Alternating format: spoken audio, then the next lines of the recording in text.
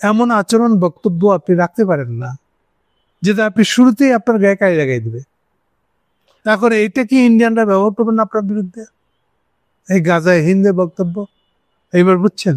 অগ্র পশ্চাৎ বিবেচনাহীন একটা নেতা হয়ে গেছেন তায়ের সাহেব আপনি। ঠিক সেই অবস্থাটা ঘটছে নিউ ইয়র্কে গিয়ে।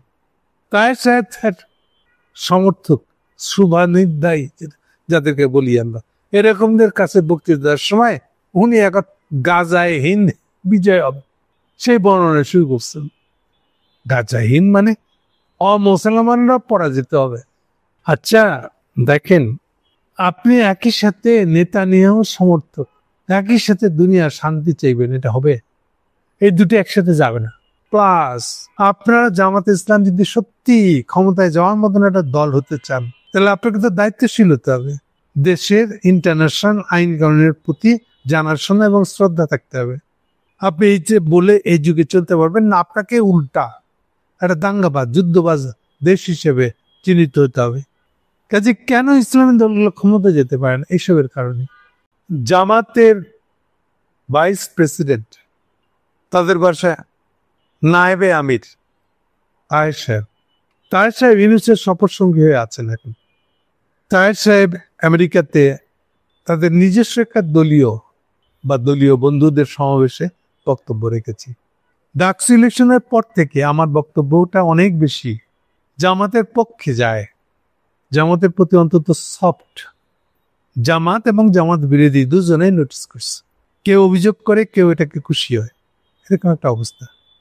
কিন্তু কখনোই আমি সরাসরি জামাত পালা একটা দল খুব ভালো করছে না, এই ধরনের বক্তব্য রাখিনি। আমি বরং ব্যাখ্যা করার চেষ্টা করেছি যে কেন মানুষ, বিশেষ করে শিক্ষিত তরুণরা ইউনিভার্সিটির, তারা কেন বিএনপি ভরাডুবি, ছাত্র দলের ভরাডুবি ঘটায় শিবিরে ছিল যেন সেদিকে চলে গেল কেন, সেটা কেবল ব্যাখ্যা করেছে। জামাতের রাজনীতি ভালো না মন্দ সেসব নিয়ে কোনো কিছু কথা বলি নেই। আবার সাথে এটাও স্পষ্ট করে বলেছি যে এই যে জামাতের এই উত্থানটা বা সমর্থনটা জোগাড় করতেছে, এটা সাময়িক, এটা আগামীতে আবার বদলাবে, এটাও বলে দিয়েছে। আবার এটাও বলে দিয়েছে জামাত যদি নিজেকে বদলাতে পারে, অন্য ধরনের একটা রেজাল্ট আমরাও দেখতেও পারি। অর্থাৎ কোনো কিছু আমি স্পষ্ট করে বলি না এইসব জায়গায়, কেবলমাত্র কেন ইলেকশনে এরকমটা হলো তার একটা ব্যাখ্যা দিয়েছি মাত্র।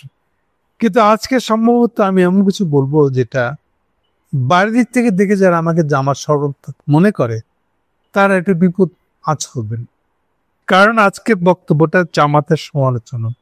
তাই সাহেব আমেরিকায় গেছেন, নিজের কর্মীদের কাছে কথা বলবেন, তাদেরকে উৎফুল্ল হওয়ার মতন নানা বক্তৃতা দিবেন, কথা বলবেন, এগুলো তো স্বাভাবিক। কিন্তু কত দূর বলবেন? তার তো একটি সীমা আছে। এর স্বাভাবিক বাংলাদেশে ক্ষমতা আসতে গেলে পরে তাকে ইন্ডিয়া ফেস করতে হবে। ফেস করা মানে মোকাবেলা মানে যা বলবে আর যা করবে তা ইন্ডিয়ার পছন্দ হোক বা না হোক, এটার ঊর্ধ্বে উঠে তাকে একটা অবস্থান নিয়ে দাঁড়াতে হবে যাতে সে বাংলাদেশের স্বার্থ, আপামর জনসাধারণের স্বার্থ যেন তুলে ধরতে পারে, সে চেষ্টা করতে হবে। এখন এর মানে এই না যে তাকে একদম প্রকাশ্যে মারামারি করতে হবে। মারামারি করতে মানে এটাও না, আবার উনি একটা হিন্দু মুসলমান মারামারি লাগাই দিলে না, প্রশ্নই আসে না, এটা উনি করতে পারেন না। এটাতে লাভ দূরে থাক, পুরোটাই ক্ষতি হবে। এটা আমরা কেউ বুঝি না, ব্যাপারটা তো এরকম। তাহলে এই বিষয়ে তাদেরকে সতর্কতা, দক্ষ এবং কি করবেন আর কি করবেন না একটা পরিষ্কার লাইন টেনে নেবেন। ঠিক যেমন আরেকটা লাইন হতে পারে, ইন্ডিয়াকে আচ্ছা মতন তেল দিবেন, যেটা হাসিনা পড়ার পর থেকে যে জামাত ইসলাম সেটা করে চেষ্টা করেছে, অন্তত ডাকসু ইলেকশন আগে পর্যন্ত এটি ছিল তাদের লাইন। আমার মনে পড়ে তারা এত খাতিরের জায়গায় নিয়ে গেছিলেন যে আনন্দবাজারে সাক্ষাৎকার দিয়ে লেছে আমিরে জামাত। পরিণতি হচ্ছে এই, তারা তো তাদের খাচ্ছিল ছাড়বে না। ফলে জামাতকে যত রকম ভাবে নিন্দা করা যায়, বাজে কথা বলা যায়, সেরকম ভাষা ব্যবহার করেছেন, সে স্টাইল ব্যবহার করেছেন, করে জামাতের একদম ডুবায় ছাড়ছে। জামাতের ভিতরে একটা টেন্ডেন্সি থাকে সবসময় যাতে আমার একটা বলা, ওদের মন পছন্দ একটা কিছু কথা বলে পার হয়ে যাওয়া। পূজার টাইম মন্দির পাহারা দিতে সবার আগে জামাত যাব, আল্লাহ গেছেন, আচ্ছা ওখানে যাওয়ার পরে কি এইবার আলাদা করে নিজে ওদের গানের অনুষ্ঠান চলছে, আপনি পাশাপাশি ঠিক পাশে আরেকটা আসর বসায় কি আপনি হাম নাচ শুরু করবেন? এই হচ্ছে অ্যাটিচিউডটা, খেয়াল করে দেখেন। ডাইরেক্ট আপনি পায়ে পাড়া দিয়ে ঝগড়া বাঁধে দেবেন। ওখানে দুইটা মাইক যদি পাশাপাশি থাকে ডাইরেক্ট ঝগড়া হবে না, দরকার কি? আপনি যখন মন্দির রক্ষার নাম করে যে গেছেনই, ওখানে গিয়ে না আপনি ওদের গানের অনুষ্ঠানে, ধর্মীয় গানের অনুষ্ঠানে বিশেষ করে সেখানে পার্টিসিপেট করতে পারেন, না ওখানে সরাসরি মুখের উপর বিরোধিতা করতে পারেন, এর কোনোটাই করতে পারবেন না আপনি। যদি আপনাকে করতেই হয় এটা, তাহলে আপনি আলাদা জায়গায় গিয়া নিজেদের হামদানা যা খুশি গান বাদ্য করতে হয় করেন, অথবা আপনার মন্দির পাড়া দিতে যাওয়ার দরকার কি, ঠেকা কি? এটা আপনার বাধ্যতামূলক কোনো কাজ না। আর যদি যাবেনই তাহলে আবার একই সাথে নিজের গানা বাজানোর সাথে নিয়ে গিয়ে পাশে বসে বাজাবে, এটা তো এর মানে হলো যে আপনি একটা লোক দেখান না কথা মানছেন, আপনি পাহাড়ে দিতে চান, এটা দেখাইতে চান, কিন্তু এর সঙ্গে সামঞ্জস্যপূর্ণ বাকি অ্যাটিটিউড কি করতে হবে এর সম্পর্কে আপনার ধারণা নেই, চিন্তা করেন নাই। আর ট্রাম্পের কথাই দেখেন, বেকারের এই যুগে তিনি বলতেছেন বাগমারা এয়ারপোর্ট আফগানিস্তানে, ওটা আপনার লাগবে। দেখেন, এটা হয়ে গেল আপনি গ্রামের মহাজন বড়লোক, অমুকের বেটি আপনার ভালো লাগছে, ওরে উঠাই নিয়ে আস, ওরে আপনি বিয়ে করবেন না করবেন জবরদস্তিতে বাসা রেখে দেন। এটা সেই ধরনের একটা অ্যাটিটিউড হয়ে গেছে না? সব কালে সব যুগে নীতি একই রকম থাকে না, আপনি চাইলেও পারবেন না।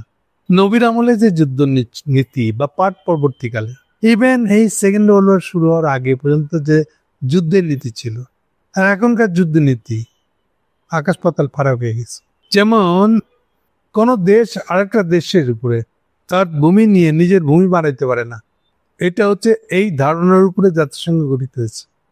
সোজা বলা আছে যে আপনি আরেকটা দেশের ভূখণ্ড দখল করতে পারেন না। আরো পরিষ্কার করে বলা হচ্ছে ওই দেশের ভূখণ্ড কে শাসন করবে সেটা আপনি ঠিক করতে পারেন না। তাহলে কে ঠিক করবে? ওর অথরিটি হবে ওই ভূখণ্ডের বাসিন্দারা, তারা ঠিক করবে তারা কার দ্বারা শাসিত হবে। মানে হলো যে কলোনি করে আপনি আরেকটা দেশকে শাসন করতে পারবেন না, পারেন না। কলোনি হারাম, কারণ কলোনি মানে হলো আরেক দেশ জবরদস্তিতে দখল করে ওটা শাসন করা শুরু করছেন আপনি, লুট করা শুরু করছেন আপনি। সো এই যুগের নিয়ম হলো এইটা। কিন্তু আমরা কি 200 বছর ধরে সারা দুনিয়াকে কলোনি হয়ে যেতে দেখি নাই? তো কতদিন দেখেন আপনি, এই তো 1945-এর আগে পর্যন্ত আমরা সবাই কলোনি ছিলাম, প্রায় 5টা দেশের আন্ডারে। তা না, এই কলোনি যুগ গেছে 1600 সাল থেকে শুরু করে 350 বছর। তো আমি কি এখন বা আমরা কি এখন চাইলেই সেই কলোনি যুগ ফেরত দিতে পারি? তাহলে যুগে যুগে নিয়মগুলো বদলে যায়, গ্লোবাল নিয়মটা একই রকম থাকে না। তাহলে নবীর আমলে নবী কি করছে, তখন কিভাবে এক দেশ আরেক দেশকে দখল করেছে বা যুদ্ধ করেছে একই পদ্ধতিতে, একালে যুদ্ধ করতে যাওয়াটা সহি বলে প্রতিষ্ঠা করা যাবে না। এই কথা মাথায় রেখে আমাদের ওল্ড স্ক্রিপ্ট, পুরোনো দিনের যেসব কালাম আসছে আমাদের কাছে আছে, যেটাকে আমরা ধর্মগ্রন্থ বলে চিনি, থিওলজিক্যাল মূল বই বলে চিনি, সেগুলোকে কালের হিসাবে একটা পড়তে হবে। পড়বেন অবশ্যই, জানবেন অবশ্যই, কিন্তু বাস্তবায়নের জন্য সহি হয়ে খাড়ে যাইবেন এইখানে তো একটু থামতে হবে। ওটা বর্তমান কালের নিয়ম কানুনের সাথে সামঞ্জস্যপূর্ণ হতে হবে। তাহলে এরকম, তাও তো ওটা কোরআন শরীফে নেই, এটা বলা হচ্ছে এটা হাদিসে লেখা আছে। এই যে ইমাম মেহাদির গল্প, এটা তো ইয়েতে নাই, এটা হাদিসে বলা হচ্ছে। হোয়াট এভার, এটা আপনারা ভালো বুঝবেন। মূল কথাটা হলো ওখানে যাই লেখা থাক না কেন, এই যুগে সেইটার বাস্তবায়ন বড়জোর মসজিদের কোনায় বসে আপনি কামনা করতে পারেন, কিন্তু পাবলিকলি এটার পক্ষে জনমত তৈরি করা এটা পারবেন না আপনি। এটা করতে গেলে আপনাকে উল্টা জবাবদিহিতার মুখোমুখি হতে হবে।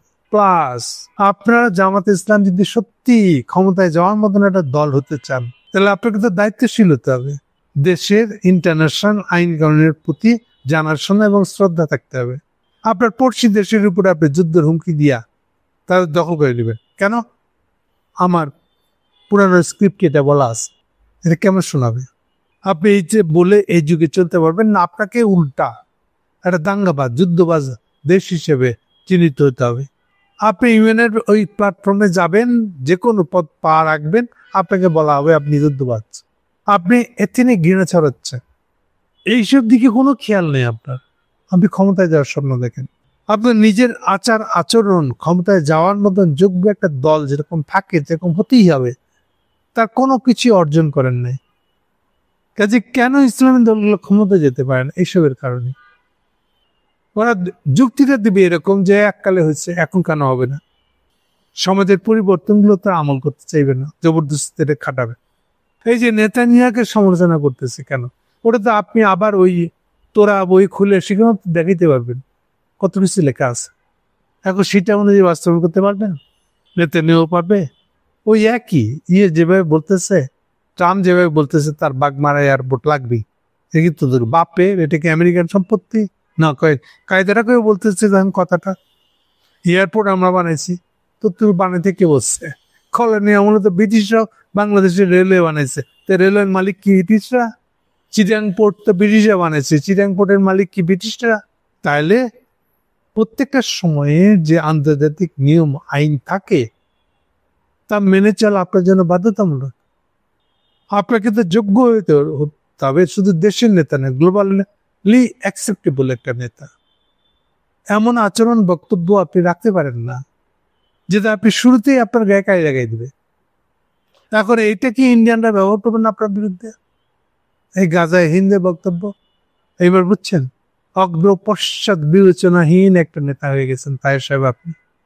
আমি আশা করবো আপনারা ব্যাপারটা নিয়ে একটু ভেবে দেখবে, নিজেদের দলকে যোগ্য দায়িত্বশীল দল হিসেবে গড়ে তুলবেন। এই ধরনের উস্কানিমূলক কথা দিয়ে আপনারা নিজেদেরই ক্ষতি করছেন চরমভাবে। এই কথাটা যদি মনে রাখেন, আখিরাতে সবার জন্য ভালো হবে।